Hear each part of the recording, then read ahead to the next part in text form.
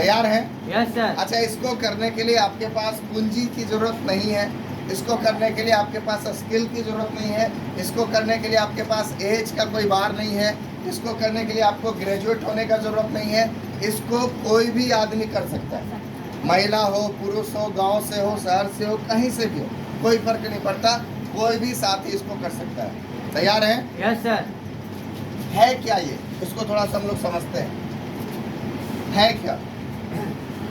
आज के डेट में इतना हैवी है कि आज देखिए कोटा में बच्चे जा रहे हैं पढ़ाई करने के लिए, नौकरी का आलम यह है कि बच्चे जा रहे हैं पढ़ाई करने के लिए, और कोटा जो लोगों का भविष्य बनाता था आज सुसाइड पॉइंट हो गया कोटा।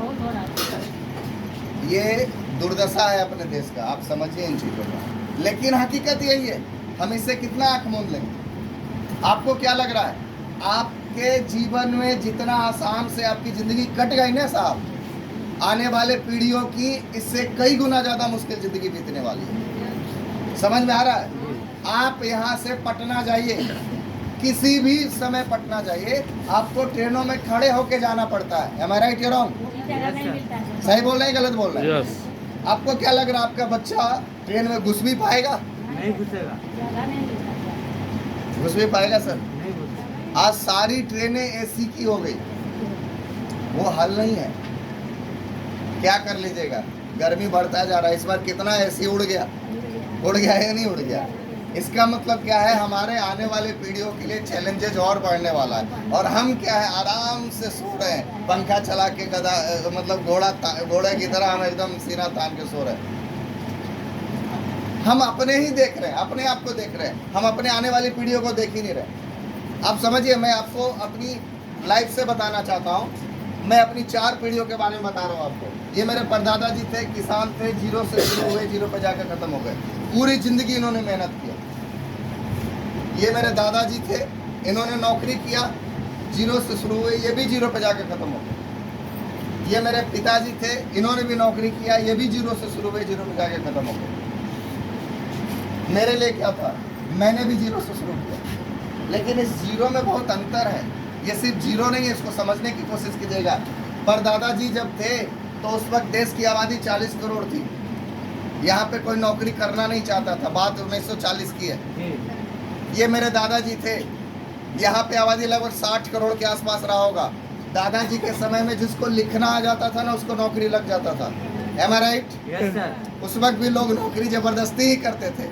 सही बोल रहा हूँ गलत बोल रहा हूँ? सही है सर। ये मेरे पिताजी 80 के ज़माने में ये नौकरी में आए, यहाँ पे जो मैट्रिक पास कर गया, ग्रेजुएशन कर लिया, उसको आराम से नौकरी लग जाता था। सही है?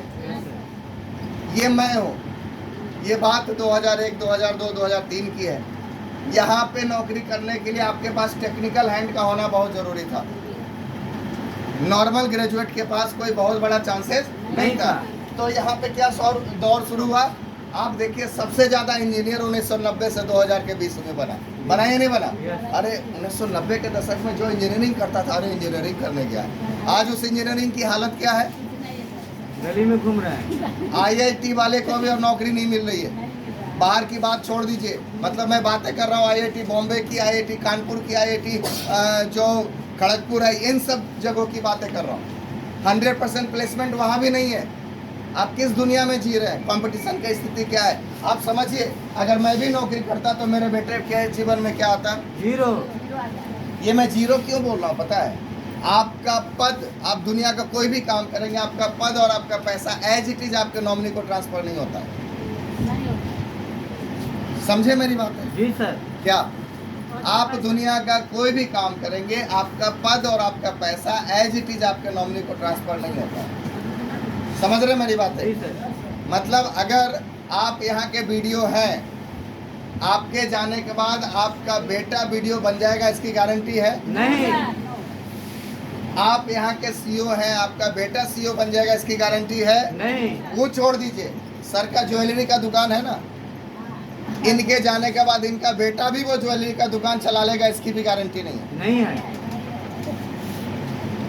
इसकी भी गारंटी नहीं है। समझ में आ रहा है? मैं आपको वो समझाने की कोशिश कर रहा हूँ। अब समझिए, यहाँ पे आबादी लगभग आज के डेट में 148 करोड़ के आसपास है। मेरा बेटा भी 8 साल का है, 13 साल बाद वो कुछ कमाने लायक बनेगा। आबादी 148 ही रहेगा। नहीं सर, बढ़ेगा। आबादी बढ़ जाएगा। आपने जितनी देर बोला ना उतने देर में 8-10 लाख और आ गया होगा। समझ में आ रहा है? ये सुनो, हम लोग पूरी दुनिया में नंबर 1 हो गए आबादी के मामले में, और ये हमारे लिए चिंता का विषय है, सरकारों के लिए चिंता के विषय है। ये सुनो, यस। समझिए, अब यहाँ पे आबादी कम से कम 175 करोड़ होगा। क्या आपको लगता है उतना ही आसानी से मेरे बेटे को नौकरी मिल सकती है? नहीं, या जो काम करेगा उसको कंपटीशन ही नहीं मिलेगा? पूरा हर जगह पे कंपटीशन होगा, पल पल में कंपटीशन होगा। समझ में आ रहा है ना? आज 99% वालों को कोई पूछ नहीं रहा है। कितने परसेंट वालों को? 99%। कोई नहीं पूछ रहा 99% वालों को। आप बताइए सर, आपके समय में 85% मार्क्स आ जाता था तो डिस्टिंक्शन मार्क्स से पास हो गया, पूरा इलाका जानता था। आज 85% वालों को कौन पूछ रहा है? कोई नहीं। आंखें खोलिए। मैं आपको बस जगाने के लिए आया हूँ, मैं आपको समझाने के लिए नहीं आया हूँ। मैं आपको वास्तविकता से रूबरू करवाने आया हूँ और कुछ नहीं करवा रहा हूँ मैं। अभी भी आप आंखें बंद करके रखेंगे, कोई दिक्कत नहीं, जिंदगी आपकी है। इतना तक कट गया, आगे भी कट जाएगा, क्या फर्क पड़ेगा? जैसे ना, समझिए, मैं RCM बिजनेस में आया और मुझे इस बात का गर्व है कि अब मेरे खानदान में कोई भी जीरो से शुरू नहीं होगा।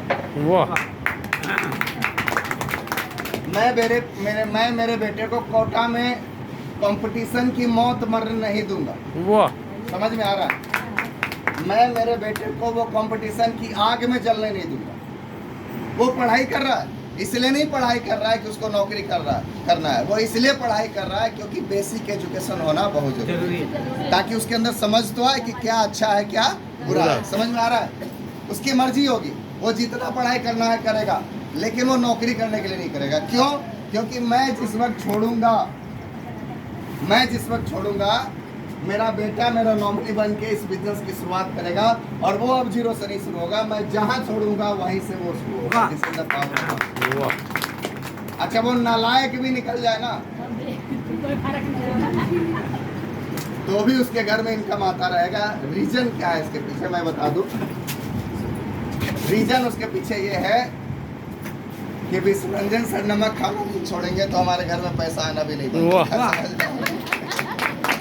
विश्वरंजन सर नहाना नहीं छोड़ेंगे तो हमारे घर में पैसा भी आना नहीं बंद होगा। समझ में आ रहा है? तो कितना भी लायक बन जाए नालायक बन जाए कोई फर्क नहीं पड़ता, इसका इनकम रुकेगा नहीं। ये है इस सिस्टम का पावर। Yes, yes. तो समझना चाहते हैं ये है क्या? जी जी। जानना चाहते हैं? Yes sir. आइए समझते हैं थोड़ा सा, ये बिजनेस है क्या?